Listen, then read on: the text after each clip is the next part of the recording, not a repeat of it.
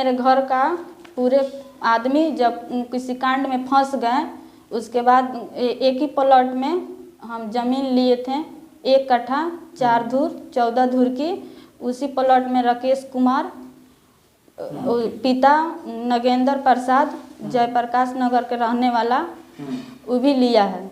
और मेरे घर का लोग फंसने के बाद वो मेरा बाउंड्री मेरा भी धकर करवा रहे हैं कि कोई तुम्हारा कोई ज़मीन नहीं है वहाँ। कौन बोला नहीं? एसपी साहब जो अपने सीट पे बैठाए थे लेडीज़ को, वो बोली कि तुम्हारा वहाँ पे कोई ज़मीन नहीं है। कोई प्रभारी था? हाँ, कोई प्रभारी थी। तो हम बोले कि जब मेरा कोई ज़मीन नहीं है तो उसका भी तो कोई ज़मीन नहीं है, हम भी खरीदे हैं, वो भी खरीदा है, तो इसको रोका जाए, कोर्ट फैसला करेगा तो बनेगा।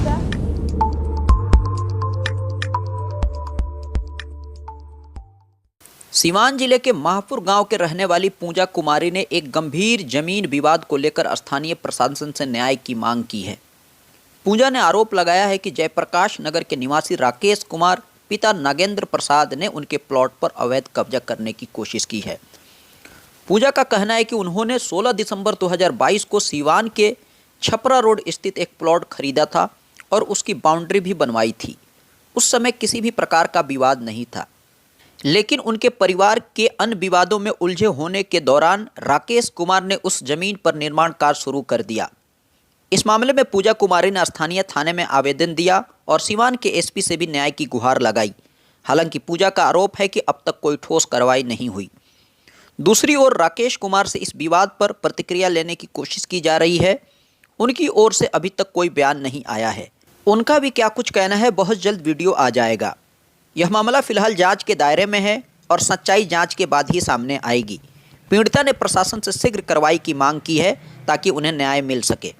मेरा नाम पूजा कुमारी, मेरे पति का नाम शैलेंद्र कुमार यादव, ससुर मुंद्रिका यादव, घर माहपुर के रहने वाले हैं जी। मेरा ज़मीन लिखा है 16 तारीख 12वां महीना 2022 में। मेरे हाँ, ये मेरे ज़मीन का कागज़ है। लिखने के बाद क्या हुआ? लिखने के बाद बाउंड्री करवाएं, तो बाउंड्री करवाएं तो ये मेरा कागज़ है। बाउंड्री करवाएं तो फोटो है? हाँ, फोटो है। बाउंड्री करवाएं तो उसमें कोई अथी नहीं था, कोई लफड़ा नहीं था। उसके बाद सब बाउंड्री करवा लिए। उसके बाद क्या मामला आया?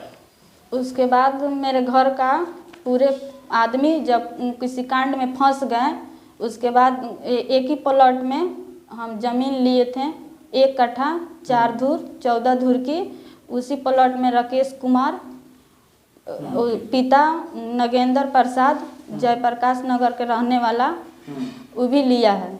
और मेरे घर का लोग फंसने के बाद वो मेरा बाउंड्री मेरा भी धकर करवा रहा है। अच्छा, तो हम उस पे केस किए रोकने कोर्ट से, तो वो नहीं माना, फिर भी करा रहा है। केस कब हुआ? केस कब की हैं? कब कोर्ट में कब केस हुआ तो था? भैया किए थे। अच्छा, ठीक है। तो आप उसके बाद आप क्या क्या की?